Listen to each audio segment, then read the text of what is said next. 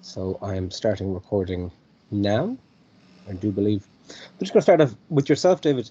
Tell me a little bit about why you got into sports media. Why I got into sports media? First and foremost, I was always a big football fan growing up. Coming from a small village in the west of Scotland, obviously football was a massive part of my life. It's no surprise to anyone that knows me. I'm a Rangers fan. I grew up in a Rangers supporting family. Came from a town that's 80% Rangers supporters. All my family supporters. Most of my friends are Rangers supporters. So always been a big part of my life. And then funny thing, first got me into it was when I was growing up and when I was in primary school at first. Like you'd come in a Monday morning and you'd have to write your news and your jotter. So like what I was doing at the weekends is I was going to watch Rangers. So I'd come into school and I'd write, match reports essentially and my wee news jotter. And my teacher would read them and say these are actually quite good and quite detailed, because most people would write like one page and I was writing 4 or 5 pages about going to the Rangers game. And so my primary teacher, she was the first one to encourage me, saying this is, you might think about becoming a sports journalist when you're older. I was like, that sounds a lot of fun, being able to go about and live my life and watching football, watching sports and writing and talk about it. So yeah, through that it was just naturally something I got into. I always enjoyed reading and writing at school. English was always my favourite subject, and then it was just mashing those two things that I loved, putting them together. Wow. And Hamish, was primary school a beginning point for you too, or is David a bit of a prodigy? No, I was definitely. I definitely always had a kind of.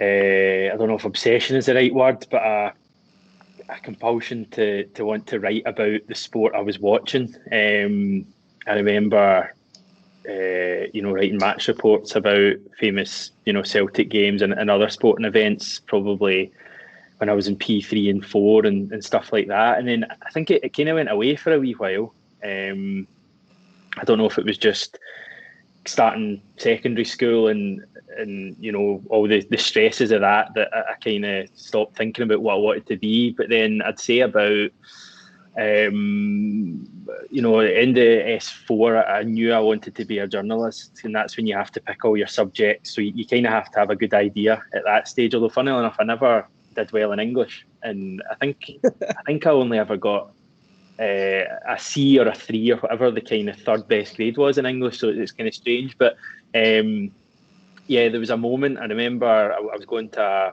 an open day at UWS at Hamilton for the sports journalism course, although I didn't know if I was actually doing that, but I was going just to see what was happening. And I remember, in the car ride to there, just that kind of moment in my head where I knew this is what I wanted to do. And ever since then, I've kind of just been doing it, but I've been doing different roles. It's not always just been, writing about matches, and it's not always been, making videos about matches. There's been radio stuff there. There's been online stuff. There's been print stuff. So I think there's just so many kind of different kinds of media nowadays that you really have to be able to do, more than one. That's a very good point. And yourself, David, was there any point along your journey when you thought, I'm just going to throw all this in. I'm not going to be dedicating hours of my week to podcasting for a massive football club, to be writing about it, to be sharing your passion. Do you ever think I'm just going to have to throw it all in and just focus on giving those hours of my week to something else? I don't know if there was a big, the penny dropping kind of moment. I think I kind of just fell naturally into it. I think Hamish makes a good point there about the different types of media you're doing. Because when I first started, when I left school in 2010, I went to college. I done a comms and media course at James Watt College, which is now West College, Scotland. And when I went there, my main focus was I'm going there as a writer. I didn't really have any, ambitions to do any telework, any radio work. But you get there and you start doing these things, and it's not just that you realise you're an act for it, you actually start to enjoy it as well. And as things progress as well, so 2010, this podcasting was really, and it's infamy really as a popular mainstream medium that people were listening to, but it gained momentum and popularity over the coming years. So I just kind of naturally fell into it, and yeah, it's one of these things. When I started doing it, when I got the chance to start doing stuff with Heart and Hand way back in late 2017 now, so I've been doing it for nearly 3.5 to 4 years now. it's the first thing you do it and you hope people enjoy it. People seem to enjoy me, which was a bonus. But yeah, I don't know. You do put a lot of hours into it, and it is a lot of work because it's not just doing the shows; it's the editing, the producing, selling yourself as well afterwards. There's a lot of hours to do it, but I think it's good because it is the work I mainly do is something that I'm really passionate about. You don't tend to notice the hours that you put into it till afterwards. And God, I've been working this for 3-4 hours a night, and then you realise, God, no, I'm actually quite tired and putting a good shift in here. That's similar for you, Hamish. Yeah, I've been finding out a lot lately that that way when you kind of set time aside to do something and you budget that time and you always underestimate how long it's going to take. And try to think, there's something happened I think earlier this week or last week, and I'd budgeted. In fact, I was editing a podcast and I'd budgeted half an hour, and 2 hours later I was still doing it. It's crazy. I think that's one bit of advice I'd have probably for anything in life. Just like give yourself more time and take the pressure off, because it's crazy. Like you think because it's something you enjoy doing that it's not going to be as much of an effort because you enjoy it, but you still got to put the hours in to do it. And yeah, for me personally, I always underestimate how long something's going to take.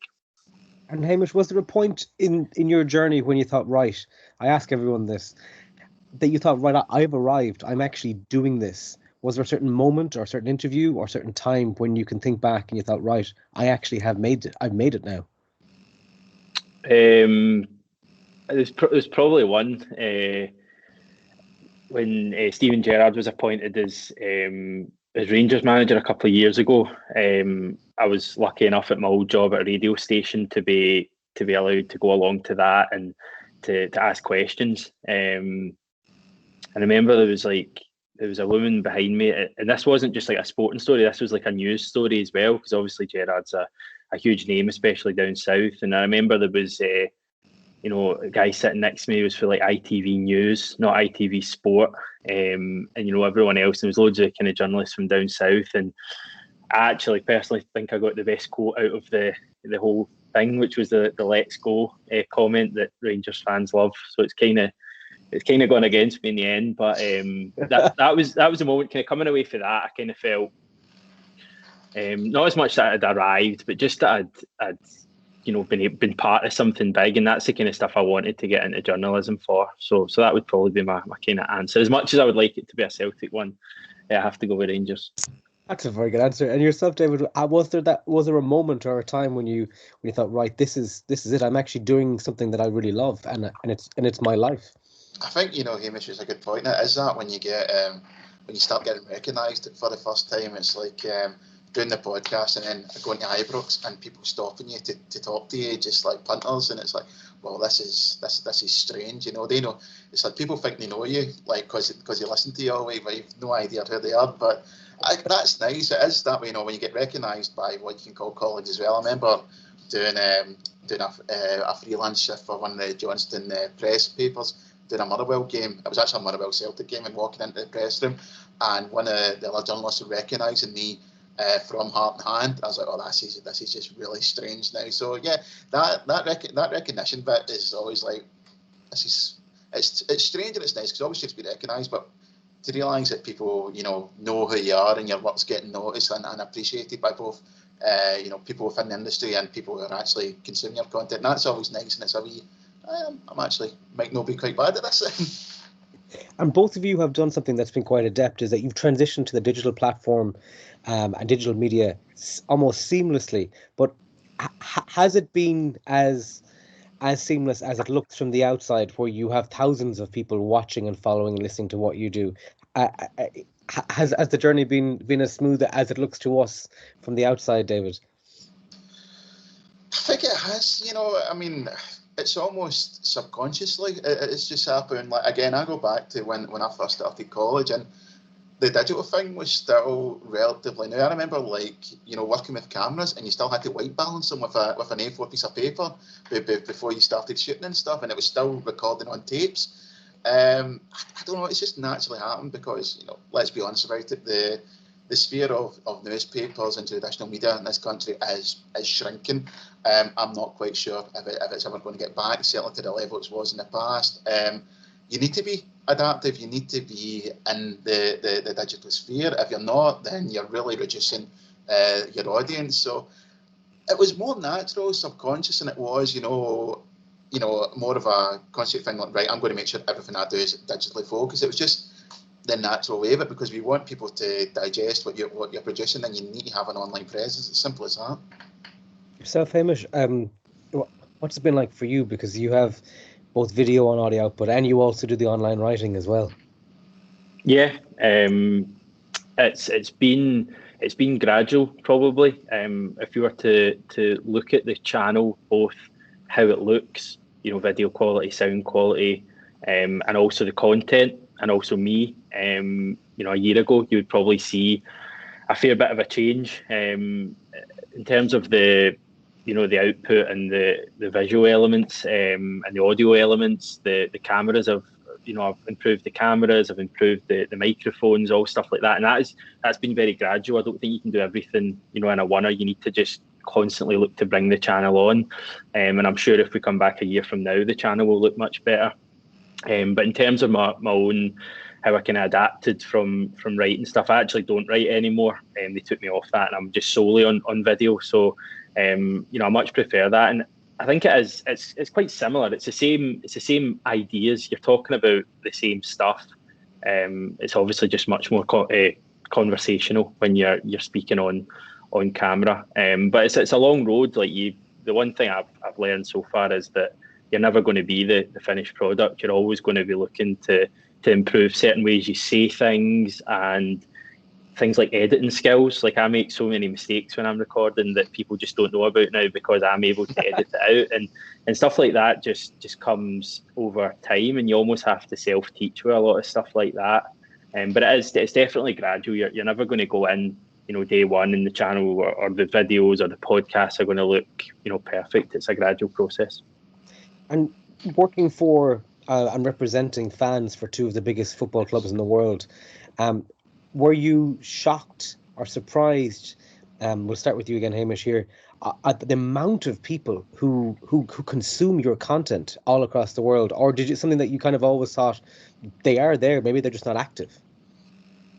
Yeah, obviously supporting Celtic and Rangers as well, that the supports they have. But yeah, it's been a bit of an eye opener just how into the channel certain people get. You'll always have people who will just watch your content and never comment, and like they're almost like silent. Someone described them as lurkers last week. People who just watch your stuff but don't comment. But the amount of people who will actually become fascinated in your content, and you'll see the same names popping up in the comments every day, and they'll love your stuff. It's crazy. You do kind of have to pinch yourself sometimes. I'm trying not to sound up myself here, but when you see like 10, 15, 20,000 people watching a video of me sitting in my front, or my front room, talking about Celtic in front of a camera, and 20,000 people are wanting to view it, and you question it a little bit, but then I suppose that's, me as a football fan, I watch that kind of stuff on YouTube as well. So it's strange, but it's just they're two big clubs, and if you do content right, and if you give interesting views but don't try to antagonize people for the sake of it and be confrontational, you will build up like a genuine following of fans who like your stuff and aren't just clicking on it because it's outrageous or anything like that. So yeah, it's fun. Well, and yourself, David, has it shocked you the reach and the listenership and the amount of people all around the world who engage with your content? To an extent, because when I joined Heart and Hand, they were already going for 7 years and had already built up, a big size audience. When I joined, though, the podcast was jumping over to Patreon for the first time, and actually asking people to come and pay for content now. Now, we still produce 2 free shows every week that get 200,000 listeners or downloads combined. But, it's a big step from listening to a free show to actually getting people to pay for your content. And I think the general idea was So the guy who runs it, David Edgar, I think he would have been happy at the time if he got 500 people paying. Within the first week, I think they had something like 1,300 people paying. We're now up to over 5,500 people on Patreon paying for our content every month. It's never not overwhelming, because I've all through this, I've had people message me on Twitter, whatnot, during the pandemic saying, like, you guys' content has helped me get through it. And that's, you can't help it. Just that's just wonderful. We do lots of live shows as well. The last live show we done was inside Ibrox itself, in the Ibrox Suite in the stadium, which is, I was up on stage that night, and that's been a lifelong Rangers fan. That was, a big moment for me. And yet after the show, you get to talk to people. We had people that came up from London, down from Inverness, to come listen to us. And like as Hamish says here, somebody that I don't have any qualification that makes me an authority to talk on Rangers, other than the fact I'm a Rangers supporter. I'm just a wee gobshite for Rangers that can, from Linwood, that can talk about the club I love. That's the only qualification I have, and people seem to enjoy it. And I said it's never not overwhelming. It is the best part for me, that community aspect, because you're out saying, although there is this big, massive audience here, what you're able to do though is you're able to build your own wee niche community inside this far wider community. And people, like, we sell hundreds of tat with our logo on it, and people buy it and laugh it up. And you see people, you go to games and you see people with a heart hand scarf on, or a heart hand hat, like, obviously not now, but before all this happened, and you're like, oh, that's us. It's nice. Yeah, the community aspect for me is definitely one of the big pluses of it. And do you think COVID-19 has shifted the dynamic more towards the type of content that you produce because fans can't be there? Yourself, Hamish, and David, do you think COVID-19 has changed and shifted more towards the material that you produce and a bigger demand for it? Yeah, possibly. I mean, one of our biggest drivers of traffic on the YouTube channel is live match reactions and stuff done around match days, and I'm not sure that would be quite as high if people were going to the games. Certainly live, the live concurrent viewers we get after games, I'm not sure that would be quite the same number if people were going to games and were in the pubs and watching games. But again, we are relatively new. The channel's been going, I think, about 18 months, but it hasn't really seen any growth until the COVID pandemic. I don't know if that's linked. Various other things happened that I kind of went full time on the video and was able to give that my full effort during COVID, because we didn't need as many people writing on the website. So it actually worked out quite positively for us. But I know channels like Celtic Fans TV, who are kind of the biggest Celtic YouTube channel, have had to modify their content during the pandemic. Their whole thing was like, Arsenal Fans TV, like going outside games after, getting people's thoughts coming out of the match. And obviously we know people going to matches over the last year, they've not been able to do that. So question would probably be better aimed at them, because they've been in the game for quite a while, and they'd be able to talk about how they've changed things. For us, we're already kind of looking forward to what stuff's going to be like when fans can go back to games. I've got loads of ideas, and I'm looking forward to doing stuff like that. But I think you always just have to be aware of what fans like, and it helps being a fan as well. It's kind of like a bit of an easy job sometimes, because you don't always get it spot on, and sometimes you say something and you'll have 10, 15, 20 people criticising you for it. But in the main, if you're a fan, you know what fans kind of want to, or you have a rough idea of what fans want to read and hear. So that definitely helps. Is that the same for yourself, David? Did COVID-19 change anything to do with what you guys do, or how you do it, or the reaction to it? I don't think it necessarily changed how we did stuff or how we went about stuff, but it is. I think it has helped to grow. I'll be perfectly honest about it. I think this time last year, when the first lockdown was about to happen, there was a wee bit of a worry from all those involved about about us stagnating or even decreasing, because there was that point, there is no matches to cover, there is no football. How is this going to affect people? People are losing their jobs. Are they still going to be able to pay into this thing every month? So, but we have grown through it all, and I think it has been what I go back to before, that community thing, people looking for that connection, because even though there's no Rangers games, there's no football, people still want to be connected to the support. They want to be connected to other Rangers fans. They want to be talking about football. So yeah, we've grown through it. What has been handy for us as well, we do have a good working relationship with the club now. We have a representative that goes to the games every week. We get access to the manager, access to the players now, and that's something that when the podcast first started in 2010 was unthinkable. Tell you a wee story. In fact, when Heart and Hand first started all the way back in 2010, producers, Playback Media, who they're well known for doing the Arsenal podcast with Alan Davies. They were the ones that started that. So, you know, a reputable company. It was Playback Media went to Rangers and said, we've got this Rangers podcast. Do you want to do some advertising with us? And Martin Bain came back to them and said, no, because it's too sectarian. Now, firstly, nonsense, but my thing with that was, what does it mean too sectarian? Like, what's a good level of sectarian that we can be? Just so we know. And then you compare that to now, we've been the match sponsor for 2 games this year. We've sponsored players for the last 3 years. We sponsored a women's player for the first time this season. So yeah, it certainly has. It's helped us growing because people, despite there being that not having the games, people still want that connection. They want to be part of that community, and that doesn't go away even though the football does. That's a very, very comprehensive answers from both of you. Just before I wrap up and hand you over to Salvatore, Hamish, what's next? Where do you see your career going in the next 12 to 18 months? And then yourself, David? Yeah, I just want to really grow the channel. Good thing about my job at the moment is that I'm in charge of the YouTube channel. I've got a boss at 67 Hail Hail who runs a website, and he's still my boss on the YouTube.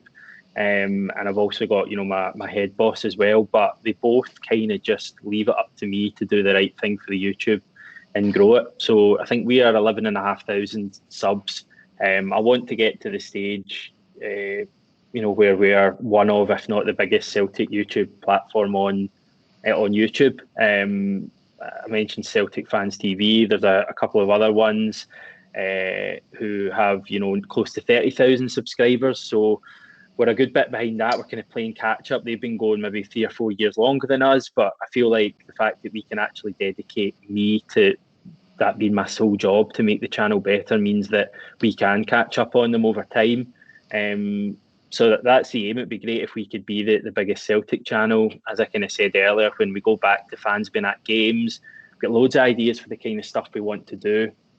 A lot of stuff that's popular down south with various club channels, like doing live match reactions, but in person, maybe renting out a pub on a Saturday and, watching the game, having a few drinks, maybe getting the odd, former player, guest in, that kind of stuff.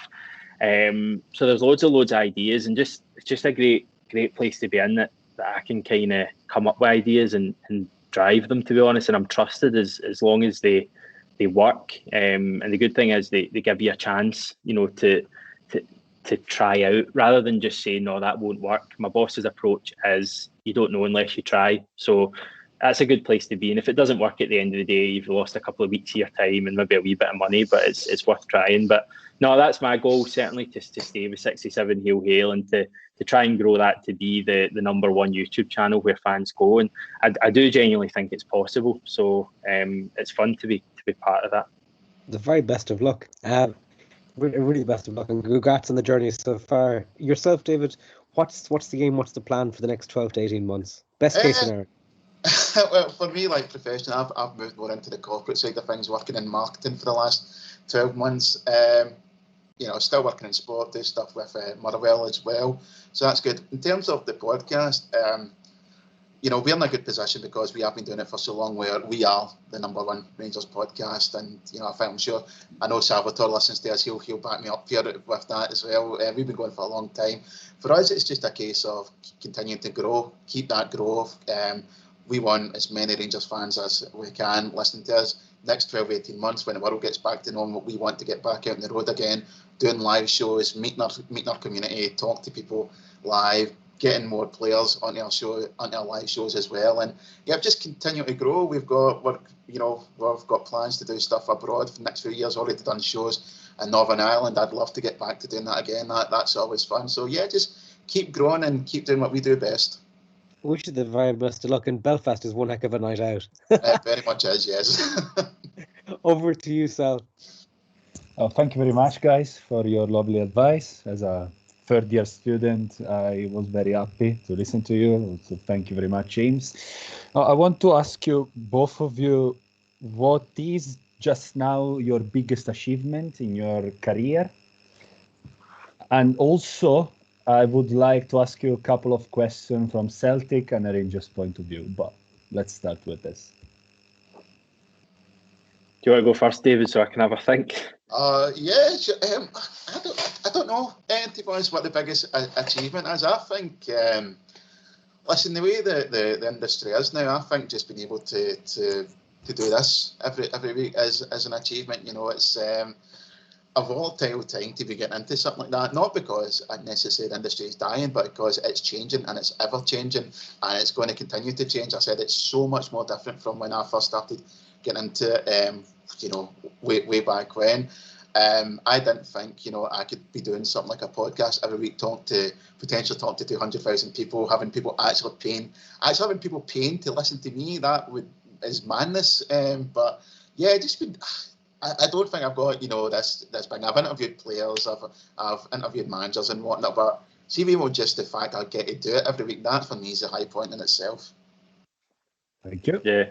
I'm going to have a complete cop out of an answer just to copy that I don't think I've got I mentioned the Gerrard one earlier, but I don't know if I have a complete you know, point I would look back on and say that's, you know, my favourite moment, or that's the moment when I felt you know, I'd you know, achieved something. There's probably been a few smaller ones, but I genuinely think I'm probably as happy at the moment as I've ever been, just being able to sit and make videos about Celtic. As much as it's a struggle this season, it's kind of cathartic in that way. So I'll go for that cop out of an answer.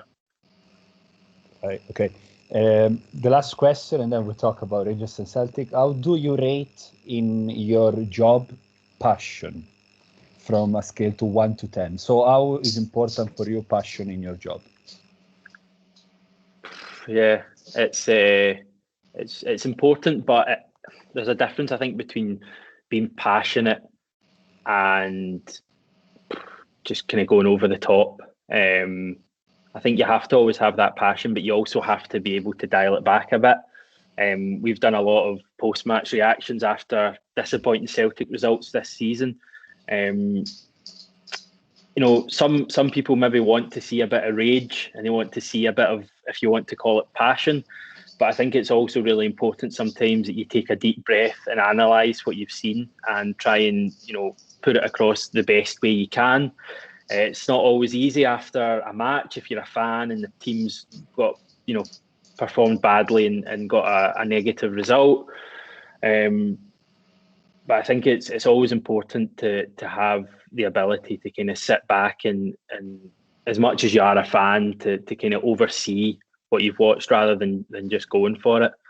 But you have to be passionate about anything. Like I can't not be passionate about something, because if I'm not passionate, I'm not like enjoying it and I'm not into it. I have to, you know, be wanting to get up in the morning and I want to make videos about this, and that's the lucky thing about, you know, all of us, where we get to do what we want to do. We're like, I think one of my old bosses told me it's like 3% of people get to work on something they actually want to do, and we're lucky enough to be in that percentage that we get to talk about sport or other, you know, things that we're interested in. So the passion should be a given for me. Yeah, I think the easy answer to that is, from a rating it to 1 to 10, how important is passion? I think it's a 10. Certainly from, you know, what we do at Heart and Hand, and the reason I do it is when I wake up in the morning and when I go to bed at night, Rangers is one of the last things I think about. And, you know, then I remember I've got a daughter and whatnot and a family to look after, but they're secondary. But no, listen, I said that I've been a Rangers fan all my life, and it's important to remember that the content we are making is for people that have that same amount of passion. But I think Hamish makes a really good point there. It's about channeling that in the right way. And I'm going to use the Arsenal Fan TV example as well. That is something that Heart and Hand, we've always said we do not want to be, because for me that is, most of the content they make is come and laugh at our pain, and that's not for your support. That's not for the if we were to do that, it wouldn't be for Rangers fans, it would be for Celtic fans to come and laugh at. And, you know, I'm sure Hamish has had that problem as well this season. And I totally understand the cathartic element of that as well, because we've had a lot of that in the last couple of years. So you need to chant the right way. So, but with that as well, you need to be honest with your audience as well. There's no point doing a show and try to curtail yourself where you don't want to be too passionate. It's a hard thing to balance.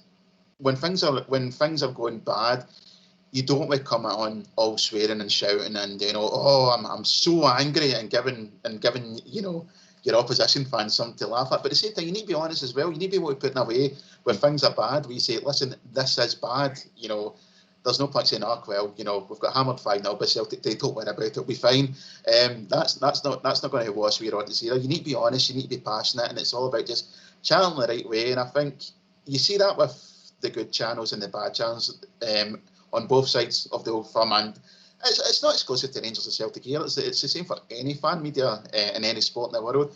The good ones are able to do it in the right way, and the bad ones do it the wrong way, and eventually they fizzle out and disappear. Thank you. Just before we finish up, I know Sal's got some more questions, but I'm just going to just throw this in. So for our students who are going to be watching this, who are doing HNCs, HNDs at Glasgow City and Clyde, and we'll be sharing this to them and our prospective students, and also students at Fife College, and also our 3rd, 4th years in MAs, what advice would you have for them, Hamish and David? It's a good question. I think what you know, David was just talking about there, having that passion, but always being able to step back from it is really important. One thing that I've found on the club scene, you know, the club media scene over the last year, is you have to have a thick skin, because you're gonna you know, rub people up the wrong way with your opinions, and sometimes it can get a bit personal, especially in Glasgow with the two teams. And the second one that kind of links into that is you're never going to keep everyone happy. If you work for you know, somewhere where what you're saying is tribal, and the atmosphere is tribal, you're never going to keep everyone happy. So don't make that your aim. I started out with the intention of, you know, trying to keep people happy, because it's what I'm like in general. But to give opinions, you're always going to, you know, people are going to agree with you, other people are going to disagree. So that would be one of my bits of advice. That the main ones that I've kind of learned myself over the last year is that don't try and keep everyone happy. I think I've never worked for like a Daily Record or a Scottish Sun or anyone like that, but I'm assuming even at that level, you're never going to keep everyone happy. So just write and speak and say what you believe in. And if you've got evidence to back it up, and, you know, you've got things that you can put there, then, you know, you're doing a good job, but you're never going to keep everyone happy. I'm going to give my answer here in two parts. So what advice would I give people? If you want to be a journalist, my advice to you is that you need to have persistence. You need to be completely dedicated to this thing. If you're going to go and study journalism at college or university, it's going to be really hard. I think it's one of the hardest degrees to get, because you're expected to get experience at the same time. Now, if you're a student and you're at uni during the week, you need to work as well. So you've got a part-time job, but you need to get experience. And if you're doing sports particularly, when are you going to get that experience? It's at the weekend. So do you work and get money and or miss that experience, or do you do the experience but you've not got any money to get it? It's such a fine balance to do. Like in my last year at uni, I was working as a shift manager in Tim Hortons, working 30 hours a week. I'd start on a Saturday at 5 a.m. in Tim Hortons, finish at like 3:30, 10-hour shift, and then I'd go to Braehead and cover a Glasgow Clan game. And if there was a game on a Sunday, I'd be doing the same again. Persistence, determination. It's going to be hard. You're going to do a lot of work for no money when you're first starting out. I don't agree with it, but you just need to bite the bullet and do it, unfortunately. Other bit of advice I'd give as well, if you ever want to create something journalistically or creatively yourself, the most important question you need to ask yourself is, why am I doing this? If the answer is you're doing it because you want to do it, great, fire in, you go and do that. But I would advise, don't expect an audience, okay? If you're doing it just because you want to do it, don't expect an audience. if you want an audience, you need to deliver something that's different to everything else that's out there. Put your own spin on things. If you're doing it because you see a gap in the market and you think you could fill it, great. Again, on you go, fire in. Be prepared for disappointment, be prepared for setbacks, and be determined, as I said before. And if you're doing it because you want, fame and recognition, my advice would be don't do it, because you're doing it for all the wrong reasons. That's fantastic advice, and thank you both for your time. And I will look forward to sharing this to the City of Glasgow candidates and also to our 3rd, 4th and MA students. And very appreciative and very proud of all that you've achieved and the thousands of people that you engage and entertain and inform and educate every single week. I'm just going to stop recording now.